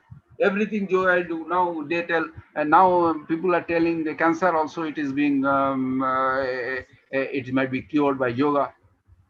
HIV in our institute, somebody that is a hardcore science institute, some group was started doing working on HIV. HIV, how it will now see it is HIV, this type of strain only, this coronavirus. So these I am telling almost 20 years back, they did HIV, that time it was there. What they say, the simple strategy of that calmness of mind, it will trigger, it will help indirectly tone down your sympathetic hyperactivity, and that way it will help the immune system. If not 100%, at least 40%, 30% relief you won't get. Not only that, one get mental peace also. That is the first. Okay, so this is the thing. But thing is that what your question again? I just sorry, I'm just lost how I speak. Sir, he asks that how does yoga help to prevent the risk of coronary artery disease? Coronary artery disease. I was showing the slide. What happens? In that relevantly, this is the lifestyle related disease. It is non-communicable disease. It settles. I was telling blood pressure. Similar way, blood pressure, like your arterial inside artery deposition of fat and cholesterol, it is there, a deposition that actually thickens the blood vessels. So elasticity goes and all, and that if it is too much, in that case, what happens? It settles in your coronary artery also. So that blockage is there. Okay, you get one day, fine morning, you'll be seeing some person is having pain and coronary, that angina and all. Nature will warn you by crying of heart and all. People ignores that one, and then ultimately he lands up into a coronary infection and heart attack. So what I was telling, what this is the work is there one. This in Lancet journal it published. I am not now. It is almost 20 years back. Now it is 20 years back. So it was published two journals: Vegetarianism, Yoga, and how the coronary reversal of coronary artery disease. They are in huge 400, 500 people they took, and that Lancet is a very famous journal. You know, medical. All the medical people you ask, this is Lancet means it is very Bible type. So they will accept that, and previously they are not accept. Repeated, they had to do another experiment, another publication, then people are accept this thing. Now, what it does, again, what I was telling, yoga, meditation, what it does, and this vegetarianism, proper diet. Yoga includes all these things, proper diets and all these things. All these things, what is happening? It relaxes your artery. Slowly, slowly, your good HDL cholesterol, you know, cholesterol, two types of cholesterol, LDL cholesterol and HDL cholesterol, high density lipoprotein. So high density lipoprotein, it increases. That is a good cholesterol. It increases. It actually, that VLDL and low density lipoprotein, that those cholesterol, it carries away. It takes it. Actually, this gets slowly artery, that inside artery is clear. It is like plumbing. Yeah, plumbers, what? Yeah, just like that.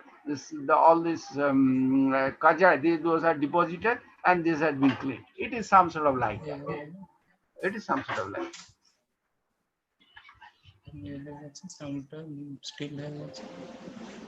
Am I clear to you? Yes, sir.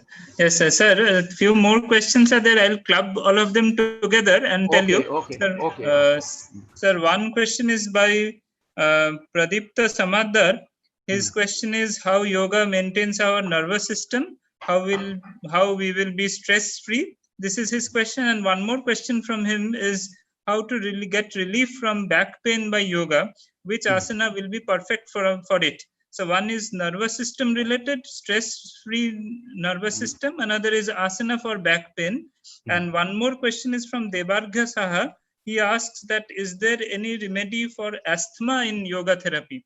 So stress-free nervous system, asana for back pain, and yoga therapy for asthma. These are the three issues which has been raised lately.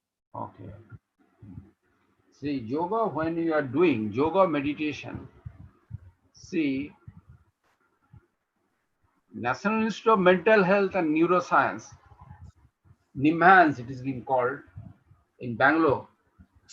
They are working, a big group is there. They are working on yoga and its yogic intervention in the different brain disorders. Okay, because if you give drugs and all, if you give some blockers, all these blockers, you may get relief, but those are having a side effect. These are having side effects. So in that one, some probably you will be seeing some people, aged people, they are having what is that they are having dementia type. Slowly Alzheimer they develop. So these cases, people they are using the drugs and all these things. Sometimes I heard the psychiatric people, very famous man, is speaking some cases. Personally, he told me, getting old, it becomes getting old, and more you are aged, so it becomes a curse of life for this type of people. So drugs, if it is there, it does certain things, but those having limitation. More your brain cells are drying, brain cells are affecting. That's why, and more some plex type of things deposits. Then your memory fails, your neural coordination fails, and all these things. This is the one. These are the fundamental things of the mental, this thing, brain, what is happening. Now, what yoga does in meditation, meditation actually BDNF, brain derived neural factors, it is being called, those liberates, and this helps to regenerate the brain cells, neural connections and all. One is called, good old days, it is to be told that brain cells, death, brain cell death, once it happens, it is not like other cells, it doesn't regenerate. But now concept is that it regenerates brain cells. That means some cells, which is very important, you got affected. So by other means, it can be regenerated. What is the other means? By they tell meditation has got the those who are meditating. Lot of papers have got scientific paper that by meditation it has been these brain cells it develops in a better way. Neural connections become better. So those who are losing, those who can be recovering in a better way. Okay, this is called neuroplasticity. So neuroplasticity is stimulated by yoga lifestyle and meditation. Okay, so this is yoga is the only non-pharmacological intervention by which mental diseases can be controlled. This is the one thing. Then you are telling, somebody is asking that about again that your spinal cord, there also same story is there, but most of the cases backache and all this pain, spinal pain, it happens low back pain or cervical pain and all these things. So they are the yoga asana physiotherapists always they use this one yoga postures to reduce that one. What kind of spinal pain you are telling, I don't know. First of all, one has to proper doctor one has to consult. Then they will tell, yes, whether by doing this kind of things it can be practiced. Yes, some cases they tell, I'm telling, if you have low back pain, somebody gives the salavasana. You are having other pains, they give spinal, they give bhujangasana. Beautiful it works. But before doing these things, one should consult orthopedics. You should have proper mainstream medicines advice. Just like that, one should not start anything. And you go through a proper yoga instructor, yoga practitioner, yoga teacher. Okay, this is the thing. Yes, sir. Sir, one more question was there regarding asthma. How asthma. Yes. Yes, sir. Asthma. See, British BMJ, British Medical Journal. Bangalore is a city. There, asthma cases are more. Okay, asthma has got two ingredients. They are also lead to, it happens due to asthma. Then you are having the sinusitis and all these things. It happens due to those places more. And those hot, humid places also it becomes more. And whole year some optimum cold is there and all like that. So there, some studies there in British Medical Journal, it has been published, and Dr. Nagaratna, which is BMJ publication, this is good, very good publication. They did in that one. In there, they showed that by practicing pranayama and this yoga, certain things, breathing exercises, slowly, they could control the asthmatic attacks. It has been scientific studies are there. Yes. Thank you very much, sir, for answering so many questions from our viewers. Sir, on behalf of the college, we are really thankful to you, grateful to Dr. Uday Shankar Roy, Professor, Department of Sports Science and Yoga, Ramakrishna Mission Vivekananda Educational and Research Institute, Belur Math.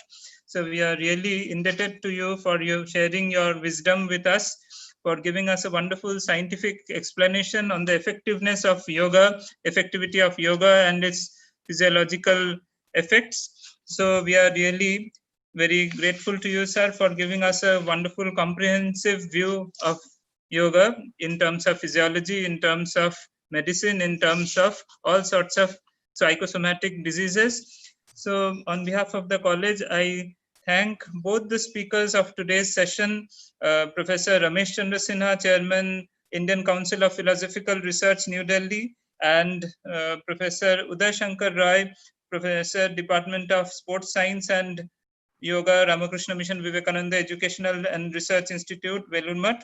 So with this, we come to the end of today's session, and we express our gratitude to ICPR for sponsoring on the seminar on International Yoga Day, on this international webinar. We would like to inform our viewers that tomorrow again we'll meet at 3 p.m. Today, due to some technical errors, we couldn't start at time at 3 p.m. But tomorrow we'll start exactly at 3 p.m. Tomorrow we have two talks, speeches, one to be given by Professor N.C. Panda, Professor of Sanskrit, ICCR Chair, visiting Professor Silpakorn University, Bangkok, Thailand.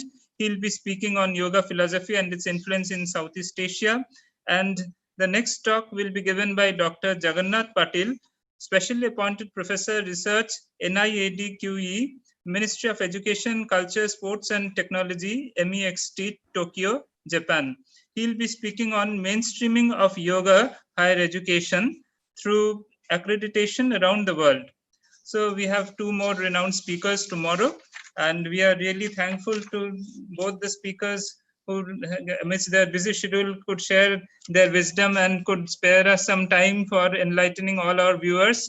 From all over India, we have viewers registered for this seminar, starting from right from South India, from Madurai to from Rajasthan, then from Guwahati, West Bengal, and various other places in North India.